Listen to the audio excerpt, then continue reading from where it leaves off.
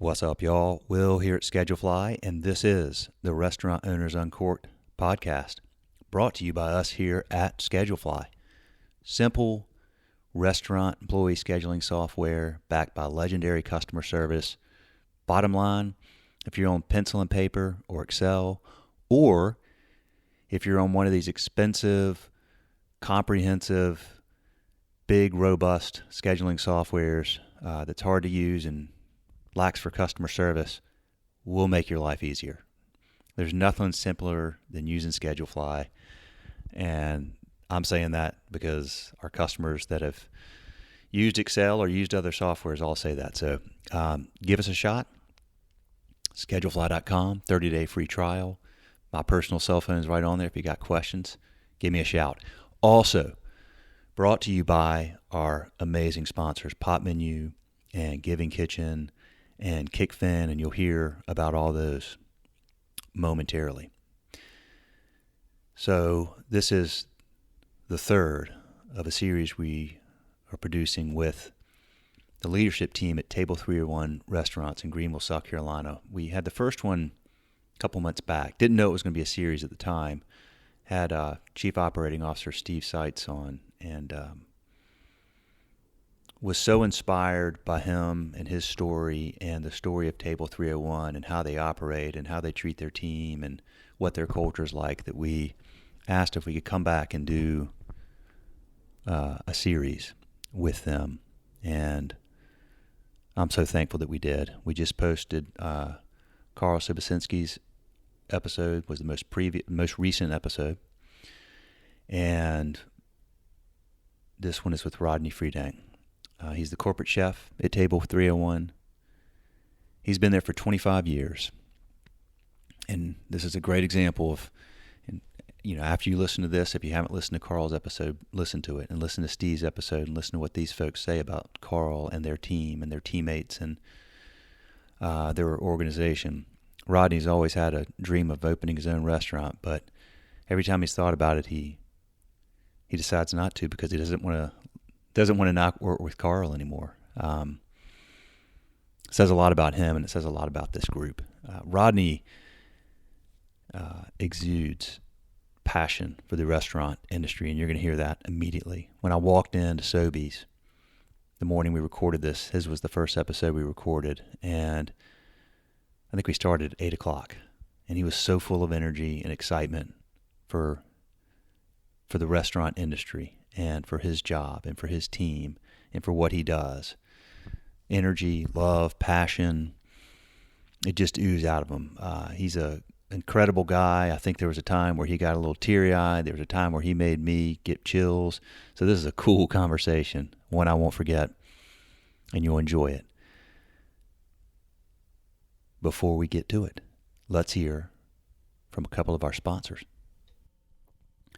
Pop Menu is, they're a partner of Schedulefly, and we have a lot of happy mutual customers. But Pop Menu is all about making your day easier and your sales bigger. They will simplify your marketing operations, bring in more guests, capture customer data for personalized remarketing to keep them coming back. With one super simple to use platform that integrates with most point of sales like Toast and Square and a number of others, Pop Menu starts with a beautifully designed, easy to update interactive menu that transforms the guest experience online. It includes a brand new website that's optimized for search engines like Google for no additional cost, automated digital marketing, online ordering and waitlisting, and you'll never miss another call with their AI answering solution that costs as little as 47 cents an hour. Check it out. Check out the link in our show notes. There's so much more in Pop Menu. Here's my 2 cents. I've talked to a lot of our mutual customers, and here's what they say about Pop Menu. Great company, great customer service, great product, great results.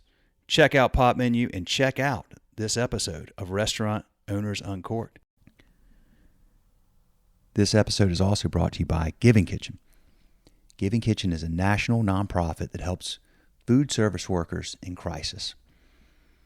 And since they started in 2013, they've helped over 13,000 food service workers and awarded over $9 million to them.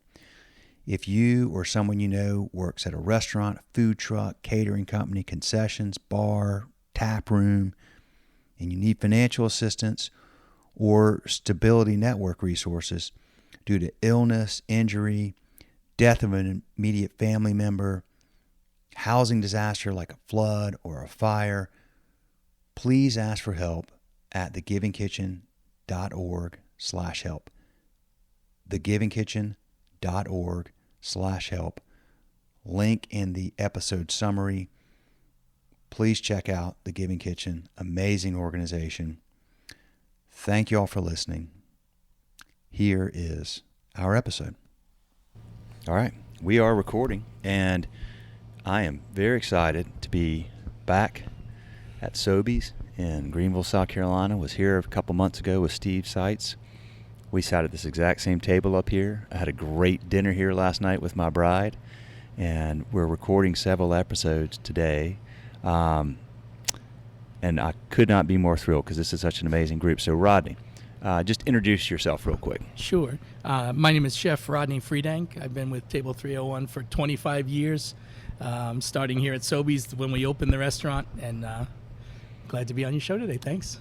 So, I always ask people when and why they got started in hospitality. I know your when, because I read your bio, and it said that you were 16 years old at a delicatessen in Long Island was your first try at hospitality. So I got the when. Tell me why. Yeah, so growing up, my dad used to, he owned a company, and I used to go to work with him since I was 10 years old, on the weekends and whatnot. And we would stop by this deli and get breakfast on the way out, and he knew everybody, and sometimes we'd go behind the counter and go in the back and everything, and I was like, oh wow, like we felt like big shots. And years went by, and it was time to get my first job. 16 years old, like chomping at the bit to work and make my own money, and kind of I was under the illusion you could just do whatever you want if you make your own money. And I just said to my dad, hey, I'm going to go work at that deli. I'm going to see if they'll let me work there. And I did, and I started at the bottom and just kind of worked my way up there. And over the years, it was not my plan to be in the restaurant business. It was my plan to be a musician and music teacher and conductor and stuff like that. So I was heavily involved in that. And I went away to music school. After a year of music school, I don't know what happened. Something changed my mind. And I just realized how much I loved working in that deli and didn't like being in school and all that. So changed my mind, came back home, asked them if I could go back and manage that deli, and I did. And I loved that for a while, and then I thought, well, am I really going to do this? My dad owns a company. I could take that company over someday. I've been working with my dad since I was 10. So I did that for a while. And then I went to my dad one day, and it was like breaking his heart kind of. And I was like, Dad, you've always taught me that I have to do something I'm passionate about. And I thought it would be easy to take over your company and do that, because that's the life kind of we've set up. And I could have this great life. I could, have all the things because I could own your company one day, but I don't like it. And I don't love it when I go to work, and I've got to do something I'm passionate about. And he said, well, what do you think you want to do? I said, I think I could be a chef. And he said, what makes you think that? So one thing, I freaking love food. Like, I love food. And not only that, at the deli, the thing I liked was making people happy. Like, I could grab anyone coming in the door, and in minutes we're talking, and I'm hustling and making their stuff, and they're excited about what I made them and stuff like that. And I said, I really just think I could be a chef. And so oddly enough, my dad took that to heart, and he and my mom drove down the coast. We were living in Long Island, New York at that time. That's where I grew up. And my dad and mom found a restaurant that was available to be, started up, taken over. It was at a golf course. My dad's an avid golfer. And he's like, you know what?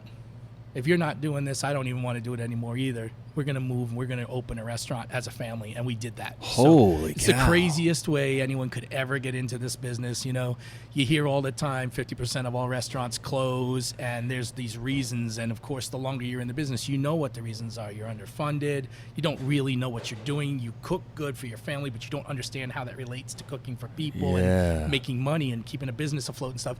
So we struggled. We went into it for all that stuff, and we worked for a year and a half, all my family, breakfast, lunch, and dinner, not making any money, living together, all the things. Like, we were doing well, And then we were poor, and that was weird. We grew up Right. in Long Island, New York. We weren't Yeah. poor. We hustled, you know? Yeah. And still we were hustling, but we weren't getting anywhere.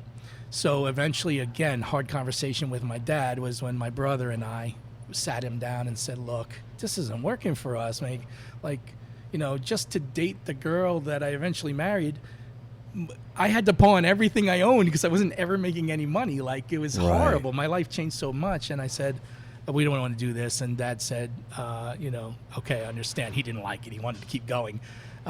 But he ended up, you know, selling that. And my brother and I and sister after that went some different directions. And I ended up working for a chef that was trained at the Culinary Institute of America, had a lot of skills, had a business he was running successfully. My brother went down to Disney, and he got on at Disney and ended up working at some of the best restaurants in the Disney program. And my sister went back to school and started doing some other things. So my brother and I to this day are both still in the business, and we found a lot of passion for what we do. And that's pretty much how I got into it. And that's Your passion is palpable, it's bro. unbelievable. I don't know what else I would do for a living. I don't think I want to do anything else for a living. Where's your brother now? My brother now is actually at Harvard University, and he's the chef of a dorm there. He's had a really, really cool career. Wow. He spent a bunch of time in California. He worked for the Patina Group there, and Okay. restaurants and catering. He's been a sommelier, and he's about the best person, hospitality person, the most talented that I know. He's intense. He's amazing. And anyway, he's there, and he's the chef of a dorm, and what a crazy cool experience that is when he tells me about it. I bet. I couldn't do it. That's not for me.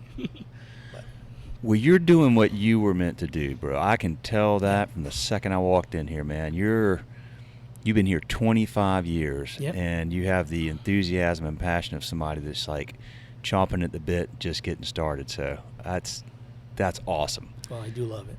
That's awesome. I mean, there's not a lot of people that have done something that long that still love it as much as you clearly do. Well, you know, one of the reasons I think I love it so much is where I am and the people I work with.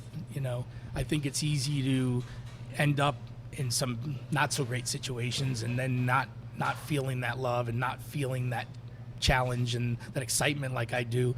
But when I got to Greenville, I met Carl, our owner, Yeah. here, and I started working for him in a restaurant that was all the rage in Greenville. At the time, it had been open for a year when I found Greenville. I never heard even of Greenville, South Carolina, until my dad got transferred here with the new thing he was doing. Okay. And he took me out to eat in this restaurant, and it was called the 858. And I was like, wow, this restaurant's cool. Hey, maybe I'll move here, be closer to mom and dad, and to work there. And I got that job there and everything. That's how I met Carl. We've opened restaurants.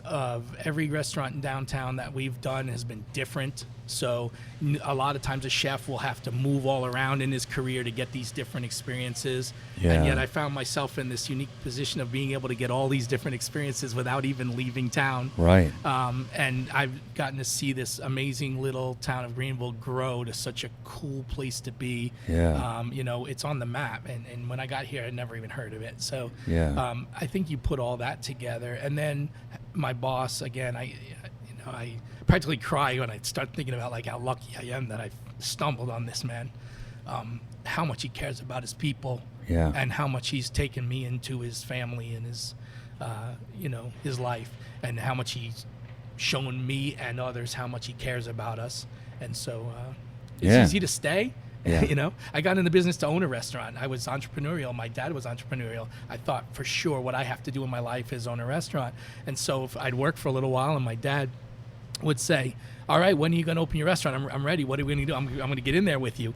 And I will like, well, I've learned enough to know that I think about 2 more years I'll be ready. So he would kick back, and 2 years later, he'd say to me, what do you think? Is it time now? Are we ready to go? And I'd say, you know what I learned? I think 2 more years. That's funny, man. So, yeah. So that just kept happening. And finally, I was like, I think I'm disappointing my dad, but I'm so comfortable here. I'm so happy doing this here. It's hard to imagine to just go on my own when I'm able to have an impact. I have Yeah. an impact. And I get to work with Carl. And if I went on my own, I would lose that part. And that's huge in my life. So it ends up I'm not looking really to own a restaurant. I'm really looking to just have an impact where I am and do this thing and enjoy Table 301. Well, you're having a big impact. How many restaurants do y'all have now? Oh my gosh! Well, we have let's see, Sobeys and Lazy Goat, Nosedive, Camp. Those are our full service restaurants. A Jones Oyster Company. Yeah, just opened, I ate right? there. That's good. It's killer. And then we've got a catering company called Table 301 Catering that has a food truck, and we do all of the food for our Performing Arts Center, the Peace Center there. We do the Genevieve's, which is their little restaurant there, and so we've got just a ton going on. Southern Press Juicery, so a good many. Yeah, more than we need. Well, like you said, you get to constantly be challenged and learn and grow. And I mean, you've mentioned Carl a couple of times. He's coming in next. Yeah, I can't wait to meet him. Tell me about him. Oh, I mean, so I think one of the things that we were going to talk about, like. Well, two things I can tell you. Like I could talk about Carl for all day because obviously I've been working with him a long time. But I can tell you that a couple things will tell you the kind of person he is. One is this idea that he has that he'll probably talk more about for what after a while you start going, what's my legacy? What will I have done in this business? And one of the things that's become important to him is seeing that there's entrepreneurial people around, but how hard it is to get involved in our business, how to open a restaurant that's not just something that struggles, but something that could be a game changer for the community and stuff like that. So one of his things is getting these restaurants open that really are great for the community, but not wanting to own and run 10, 20, 30 restaurants. Right. He wants to open them and do great things for the community, but then give opportunities to the people that are working in them to own them. And Yeah. so his thing that he'll probably talk more about is helping people do that, helping them to get into the business that they're passionate about and that they love, but they don't have the financial backing to do on their own and stuff like that.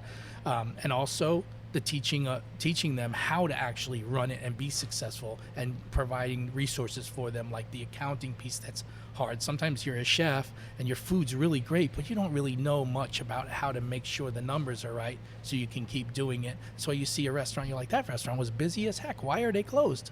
There's another piece that's not the piece everybody thinks about, is making sure it can stay open because you're responsible with the finance and stuff like that. So he can talk more about that, but that's an amazing thing I think that he does. And another one that sets our restaurant group apart is this sabbatical program he does. I know you want to get into that a little. You just came off a sabbatical, right? I actually did, yeah. And it was the second one because I've been here the longest. I was in the first group to ever do it 5 years ago, and then I was able to just do one now. And it's amazing. See, the life of a chef is difficult. We work a lot of hours. Mm-hmm. We work all the times when a family wants to have family things going on, like nights, weekends, holidays, all the things. Like your whole family's going to get together because it's a holiday, but you're not going to because you're at work. So those kind of things are difficult. And also there's a lot of stress that happens, and it's not that it's bad stress, but it's stress anyway. Like every day we've got a time when customers are coming, and if 3 people called out, the customer doesn't want to hear about that. The customer doesn't care about that. Right. They just want their food, and they want it on time, and they want it right. So we have all these things that every day, day in and day out, we're going to be in that hot seat. And what we realize is in about 5 years, we're ready to kill everybody. Or quit and do something else for a living because the stress just builds up and it's hard. Yeah. So Carl started this thing where for 30 days, every 5 years, you're going to take time off. And that literally means no emails. Nobody's contacting you from work. All kind of things could be happening. And I can tell you stories. And you're not going to know about it till you get back. And this is great.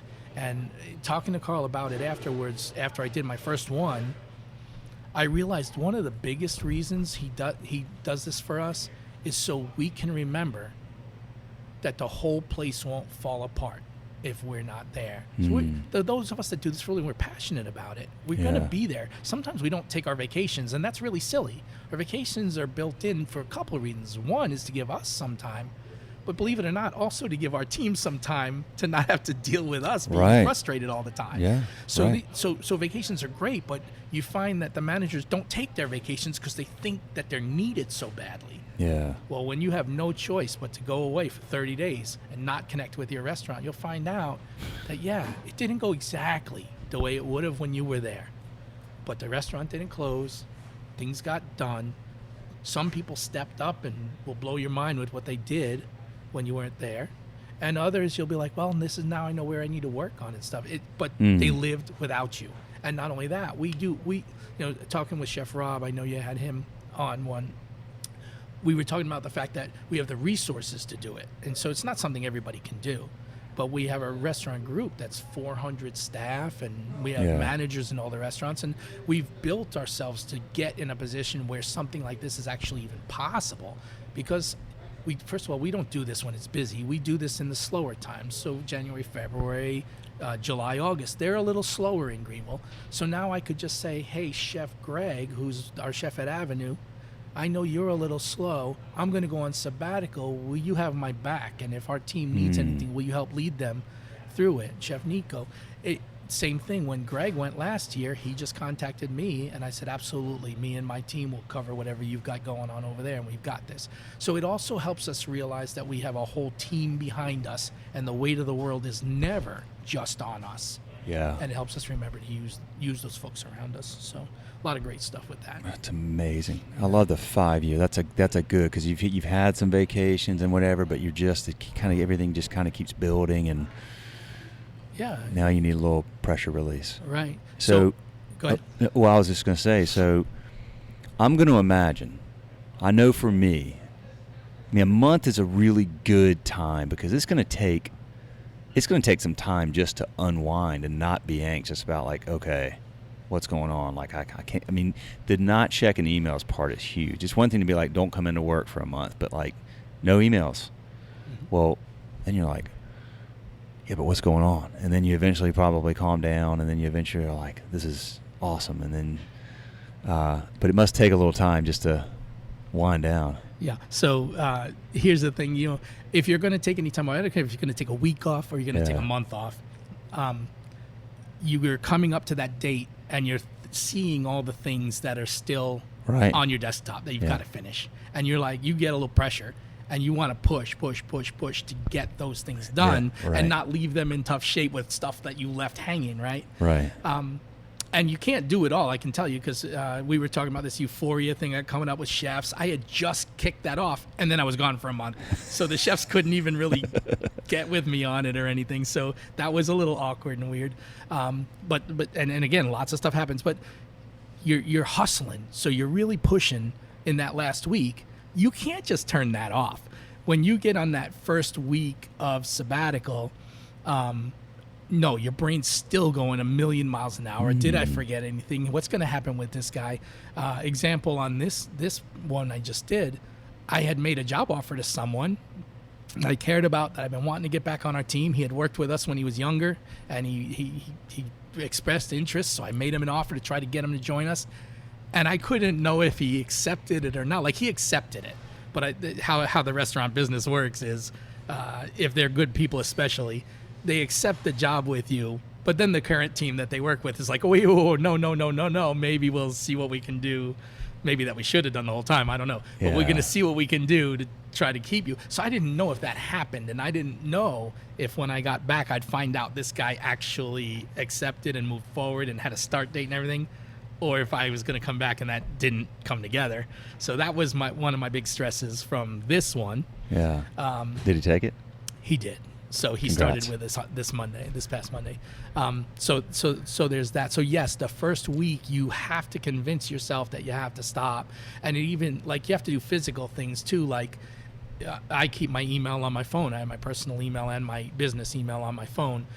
So I had to switch it so that if I accidentally even clicked the email button on my phone, it would come up to my personal email that I check randomly, sporadically. Right. And not my business email, because otherwise I'm going to in 1 second accidentally see something that happened. Like in my first one, I accidentally found out that we had a DHEC inspection in one of the restaurants. I shouldn't have even known that. Not too big a deal. But all of a sudden you're thinking, okay, how did they do? What Right, happened? right, So, right. and then a big deal that happened on my first sabbatical 5 years ago was I had hired a chef again that I had been after for some time. I had brought his family, sat down to dinner with them, talked to them about what it's like to work with us, this or that. He accepted the position. It was a top leadership position. He was going to be the chef of one of our restaurants. He came in. He'd been with us a couple of months already. Things were going well. I went on sabbatical. The day I left, he never came to work again. And nobody told me for 30 days that this chef walked off the job. He actually just had gotten asked to come back to work from the company he was with. They kept working on him, talking to him the whole time, offering him different things, trying to bulk it up and get him back. And they got him back. But, that wasn't the right way to do it and everything. But I didn't know about it. Like, the team kept going. But the they restaurant figured it out. didn't close. Right. Somebody helped. And when I got back, Carl just looked at our vice president, Steve. I know you know Steve, too. And he was like, you want to tell him or should I? And I was like, oh, gosh, what? And he said, this guy walked out and then he told me the story. I was like, you've got to be kidding me. I cannot believe we lost this guy. But it's okay. It's great because you didn't have to deal with I didn't deal with it what came at all. along with it. I mean, I did deal with it but I dealt with it when I got back, and I was going to deal with it anyway. Yeah. But now, at the time that I was off, you think about this too. If you're a chef and you take a 1 week vacation, typical 1 week vacation, it's hard to be off more than 1 week typically. In that week, your staff still texts you, something's going on, and you don't mind. Like I personally, I don't mind. I never think that if it's my day off, but I have to pop in for an hour for a meeting, I didn't have a day off. I still think I had a day off. I'm fine, Yeah, right. So I don't mind that, but this is completely different than that. So one thing for me too is I think some of the folks that have done the sabbatical might find it really difficult to actually live up to what this sabbatical's about. But because I've worked with Carl long enough to know that he is actually more proud of me and more excited about what I'm doing if I take my time off than if I keep telling him I can't take time off, I don't have time, I have to do this. He wants to see me balance my life, and he puts it on me to do that for myself. And it took me so long to realize he thinks less of me if I don't do that for myself. Yeah. And I keep saying I have to be to work all the time. Once I learned that, it actually changed my life a lot and how I think about things. Yeah. And it changed it for my family as well. Because now I know he thinks more of me if I'm organized and I'm ready and I go take time with my family. He doesn't want to see me at work all the time to get this job done. So learning that makes it better for me. So I literally, like I said, I a couple things did pop up. They were just flukes. Someone reached out to me by text, and I couldn't stop that from happening, and I just put them in a direction but didn't deal with what they brought me. I told them who to go deal with in the company, and that's it. Then I didn't hear another thing till I got back. So is really great. So, and can I tell you, what did I do? Like, don't you wonder, question. like, what do you do with 30 days off? All right, y'all. Time for a little mid-episode break to talk about Kickfin, our mid-episode sponsor and a great business. Thousands of restaurants, bars, and breweries use Kickfin to tip out their employees instantly, no cash required. With Kickfin, tips go directly to your employer's bank of choice the second their shift ends. It's a really simple solution to a really big problem, because if you're still paying out credit card tips in cash, it's costing you. Time-consuming bank runs and cash counting take managers away from work that matters. Cash is hard to track, which leads to accounting headaches, and it creates the perfect opportunity for theft, human error, and compliance issues. Bottom line, there's never been an instant, secure way to pay out tips until Kickfin. It's an easy-to-use software that sends real-time cashless tip payouts straight to your employees' bank accounts 24/7, 365. Kickfin gives managers hours back in their day, makes reporting a breeze, and protects your business from risk. Most importantly, employees love it. Restaurants can have Kickfin up and running overnight. Employees can enroll in seconds. No hardware, no contracts, no setup fees. Visit kickfin.com for a personalized demo and see how restaurants across the country are digitizing tips with Kickfin. That's what they like me to read. I will tell you this. I know the folks at Kickfin. Check out the episode with Brian Hassan, the co-CEO of Kickfin, was on here on the podcast. Great people, love what they do. They treat their customers well. We have mutual customers that love the product and love the way they, the relationship they have with Kickfin. So check it out. Link in the show notes. And let's check out the rest of this episode.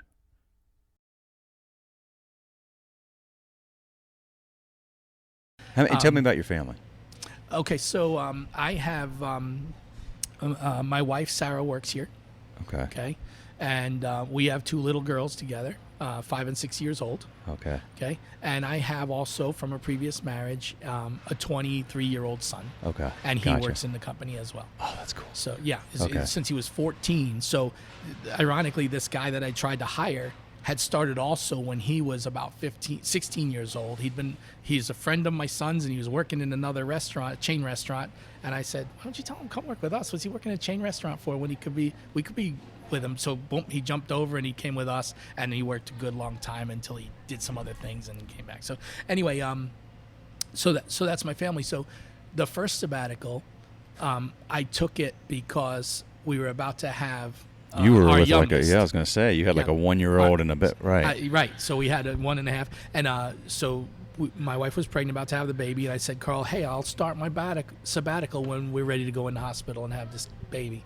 And sure enough, she came a little bit early, not too bad, and I started my sabbatical. So what a unique opportunity for someone who does this for a living to spend the first month of your newborn baby's life home, looking out for mom who had difficulty, whatnot, and not feeling that pressure of having to get right back to work.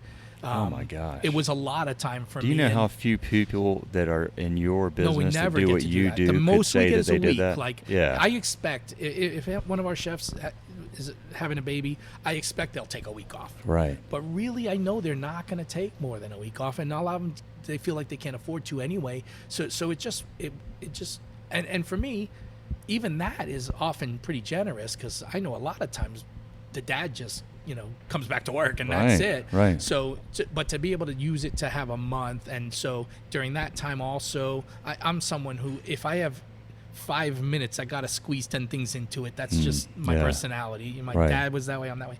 So I was like, okay, what else am I gonna do? I'm not gonna sit around his dang house all the time just with a baby. So I literally ripped out an entire bathroom and rebuilt a bathroom by myself. I thought it was gonna take like 2 weeks of the sabbatical. It took every minute, and I was still not quite done because every little thing didn't go the way I thought it was gonna go, and whatever. But I did that, and now I walk in the bathroom and I'm like, look at this, I did this, So I think like my family could be a little proud of that, and we did. So for me, it was great use of the time. And some folks that have done them are going out of the country and climbing mountains and doing all kind of really cool things. That's the coolest thing I needed to do, and that's what I want to do. And one of the great things about the program is Carl doesn't use it to say, hey, it's time off to go learn more about what you do for a living, or like he doesn't right hinder us from what we want to do or what will make our life better with the program. So we did that. And then this time, I have a 5 and 6 year old. It's time to go to Disney, because I think they could really enjoy it at this age. So that's what we did. We took 1 week. We went down to Orlando, and we did all the things in the theme parks. And even the days we didn't go to a theme park, we had some fun thing planned for dinner. Like we took them to Benihana so they could watch the guys cook, and we took them to the T-Rex and have brain overload in there with all the stuff going on. And they had just like a week of just doting on them. Yeah. And then the next week we went to Big Rock, Tennessee, to see my wife's aunt and uncle there. And it's in the middle of nowhere, and they raise horses on the property and hang out. So really that was a week of hanging out with them, relaxing, just going in the pool, no stress. Like the Disney is great, but of course for a parent it's stressful and it's action and it, this was just the opposite of that. I was really just chilling out, plan what you're going to make for dinner, cook some food with the family. We were able to meet cousins and stuff, and everybody all there at that spot. So it was really, really cool. And then, of course, I got work done around my house that I wanted to get done, things I don't have time. I cleaned out my garage and my tool shed and, did work in the yard and all that stuff. So that's it. So awesome. That's man. all I needed it to be. That's the things you just don't have time when you. Yeah. A lot of days we get up, it's dark. We go home, it's dark. Right. It's hard to even get the lawn mowed sometimes. So. Absolutely. Yeah. That's amazing. So every 5 years, 1 month. Yeah. Paid sabbatical. Right. I was my wife and I were here eating dinner last night. By the way, it was fantastic. Good. Chef Kyle does an amazing job. It was so good. So good. And the service was so good. Jada was fantastic. Your GM, just excellent. I didn't know. Steve may have told me this. I may have forgotten, but I was reading on your website this night. I didn't realize that table over there is table 301. Yes. Yeah. Yep. That's so good. Do you tell everybody that sits there the significance of that table? I would say, it would be my goal that we would do that. Yeah. And I assume that some amount of the folks that sit there get told about it. I think in the busyness of the restaurant, maybe some folks don't. And also, 25 years of this restaurant being here, a lot of people know about it already. We've talked about it. It's kind of a big deal. But maybe Carl is the best to tell you about what the significance actually is of that table and everything. I don't want to steal. No, I'm going to ask him about it, but next time I come, I want to make reservations in time. I'm going to request that table. That's free. That's free. We sat right across from it. If anyone doesn't know, Sobeys restaurant in particular has the most unique open kitchen that you kind of could ever see in a restaurant, because usually an open kitchen just means like you might sit at the counter and sort of see what the guys are doing, or from way back in the restaurant you can see their little heads and their chef hats going back and forth or whatever.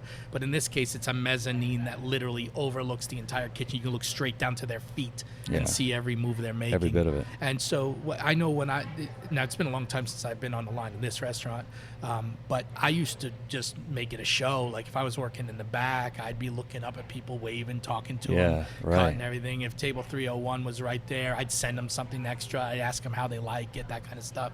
So that it was another level of hospitality we can do, because we're looking right at you while we work, and you're able to see and communicate with us, and that's really cool. It's really cool. It really is. What's next for you? Tell me about Euphoria. So Euphoria is a 4-day food and wine festival here in Greenville, and that's coming up middle of September. We have chefs come in from all over the country and sometimes all over the world. Like some great chefs have worked with us. Thomas Keller has been here, Guy Savoy, Rick Tremonto, tons of great chefs have been here. So it's great exposure for us to get to work with these guys. We always have Michelin dinners, so we're bringing in Michelin star chefs from all over the country, and we learn, they learn, and they get to see what a great place Greenville is. And then it's just amazing food, wine, music opportunities for people to just enjoy and also to learn. And so it's just a ton of events. I don't even know the number of events anymore. There's so many events associated with it, and some of them are big gala events, and some are tastings of spirits and wine and beer, and all the local producers get involved in it, and it's just absolutely amazing. Sounds like a lot of fun. Oh yeah, ton of fun. A lot of work. It is a lot of work, but you love it. What we do, our work is fun. I was going to say, you were talking to Chef Rob, who's been on the podcast, when I walked in this morning and planning something. And I'm just so excited you two are connecting. Two great people planning a fun event. Well, the thing about what we do for a living is we're passionate. It's our hobby and what we do for a living at the same time. It's hard not to be passionate about it. If you love food and you get to cook it for a living, and then you get to see people's smiles on their faces when they've enjoyed it, and you realize it can change someone's day. You ever wonder if you have a purpose in life? Yeah. The question's answered when you see the smile on someone's face. Yeah. Everyone's having problems of some sort, even if you think they're not. And they come down and they do it. Everyone's celebrating something. And then you see them doing it, and it's just, it's amazing. So what's not to love? It's like, I think of it as play. Like literally, if I need a chef to come help me with something, I'll ask him, hey, you want to play with me? Yeah. You want to play with me? Yeah. I'll look at my wife and say, you want to come do this event for me? It's going to be a blast. And sometimes she looks at me like I'm nuts. Like, what do you mean? It's going to be a lot of work. And I'm like, no, it's going to be a lot of fun. This is going to be insane. These people are going to love this thing. I can't wait to do this and show them. So, I don't know. That's just my personality. I can't help it. I love it, man. Do you, it's becoming more challenging these days to find really great people that have the passion that you do. that want to make this a career, when you have an incredible culture like Table 301 does, I think that helps that process quite a bit, because it's a place where the people that do want to do this would be attracted. I look at this from my perspective as an outsider. I say, okay, there's an owner and a leadership team that care deeply about the well-being of the employees. They help them learn and grow and become better at what they do, give them opportunities to become better at what they do outside of work. I mean, these sabbaticals are amazing.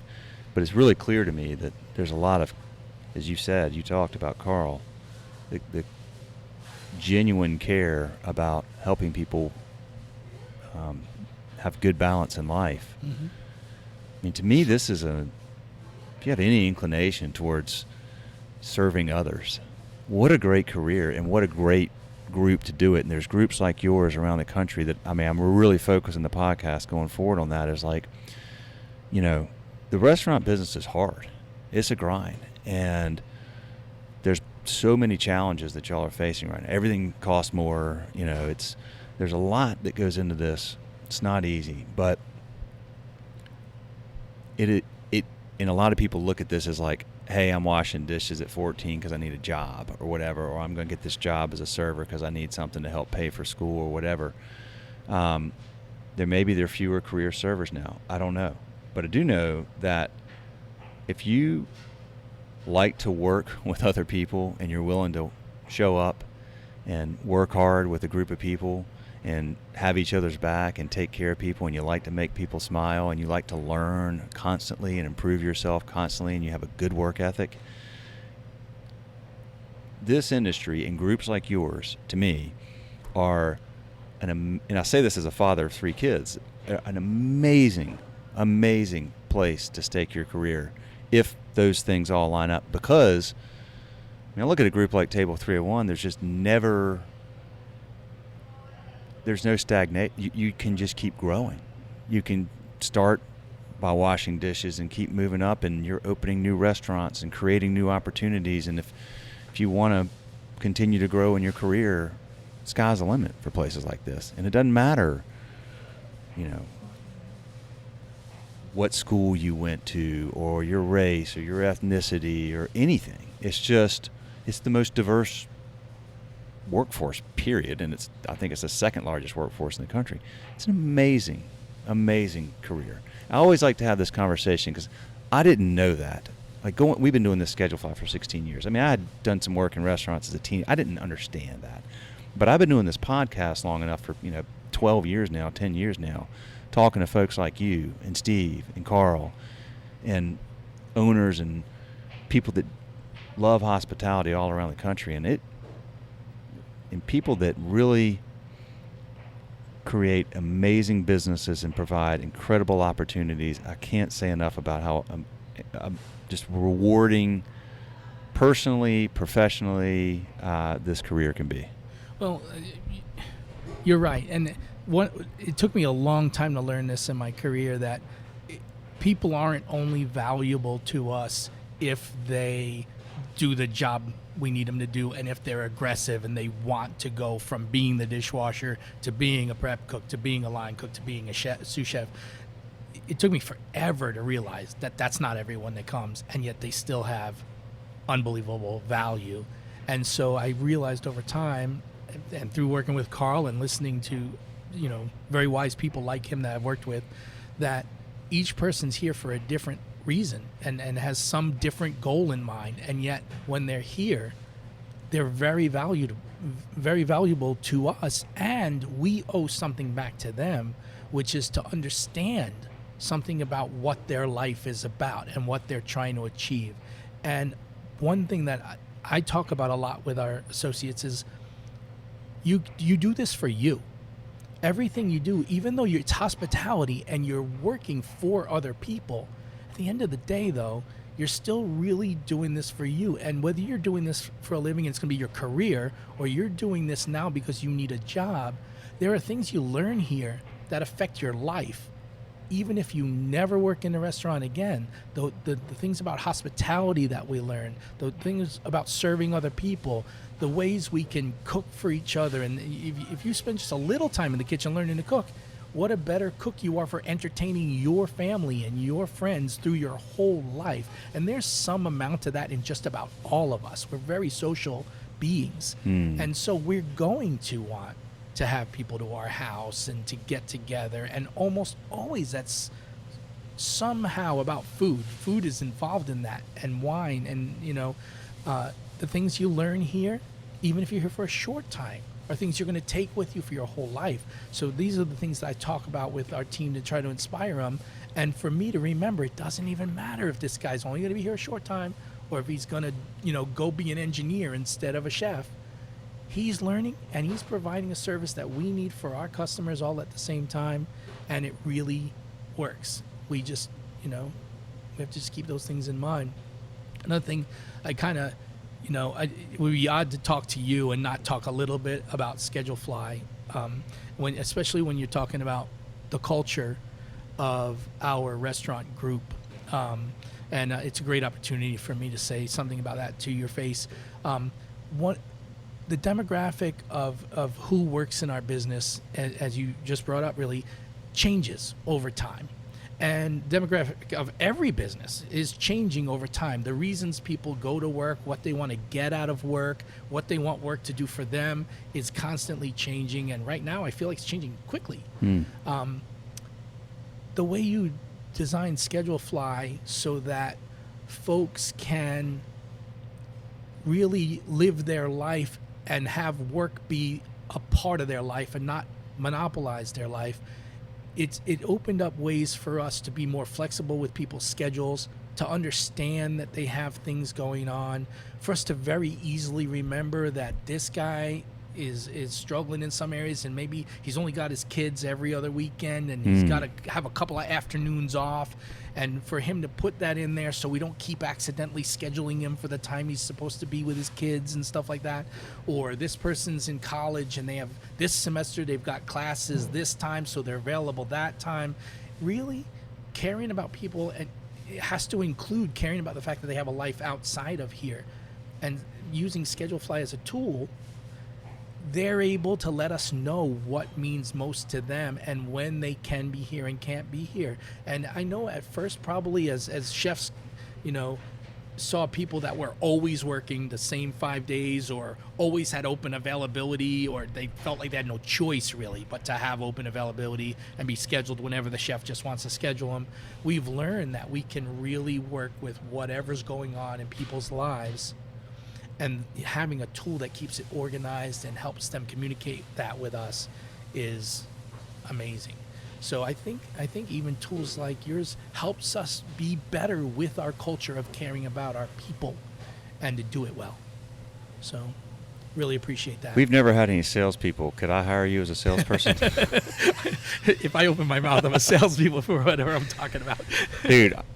But you see that? I got chill bumps listening to you. So, that you honest. I'm being serious. I think you just articulated what we're all about at a better level than I ever could, and I've been doing this 16 years. I mean, because it's coming from you and you're in it, dude. Well, it's from the user side. I literally got chill bumps listening to you talk about that. The fact that you think about it from the user side. See, Rodney, this is why this I'm so glad I'm here, and with groups like yours, you're thinking about your people and your employees and how do we make life better for them. That's not what everybody does in this business. I mean, there's no doubt about it. You're a special breed here, man. You really are. I'm incredibly grateful to have this opportunity. I'm invigorated by your passionate personality for this industry, man. It is like, it's just flowing through me right now. I mean, seriously, like what a phenomenal way to start the day. I really have enjoyed sitting here hanging out with you and talking and getting to know you better. And thank you for saying that about Schedule Fly. That was not planned or prompted. So we appreciate that very much. That's very kind of you. We value the relationship quite a bit, and I think very highly of your group, and I think very highly of you, man. So Well, I'll say this too. It's been a while, but it was a big impact when you guys got hacked. Yeah. January 2022, New yeah. Year's Day, Yeah. 6 a.m., Saturday. It was pretty insane, and just noticing the level of communication that you kept with the teams that were using your product and everything was, I mean, we belong working together. It's the nice things that you said about us, but your level of hospitality and your level of caring about your clients and your people was obvious through that time as well, and how gracious you were, and I could see you were appreciative of support, communication you were getting from the teams working with you. All that goes together, and all that makes our business better than it ever used to be. Well. Everyone talks about the good old days, but there are things about our business that are actually getting better, and we appreciate you for that too. I appreciate that. That was there's no playbook for that. At least I didn't have one. I just figured you communicate with people and speak honestly with them, and that goes a long way. But we're really grateful because 90+% of our customers stuck it out, and I know that was hard, and we knew that was hard, and that's why I wanted to communicate. I know it was hard for everybody. There's thousands and thousands of restaurants and hundreds of thousands of employees woke up going, what the heck? Yeah. So, but we're very appreciative that so many, weathered the storm with us. Yes. It means a lot to us. So thank you.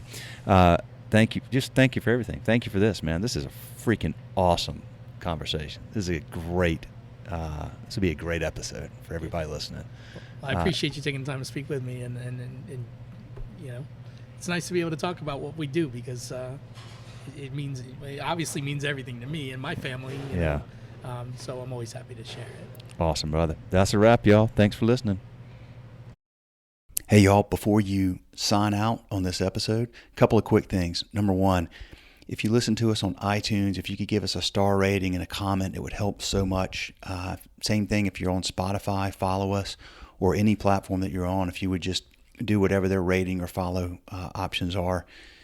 What that does is it tells the algorithms that this content is good and meaningful and valuable, and it'll tell them to put it in front of more people. So thank you for doing that. If you take the second to do that, that'd be so awesome. And also, if your restaurant is either using Excel or you're using some software that's expensive and has a lot of bells and whistles you don't need, or maybe doesn't have great customer service, we'd love to take care of you at ScheduleFly.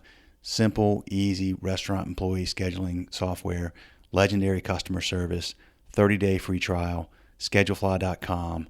My cell phone number's on the trial sign-up page. Thank you for listening. See ya.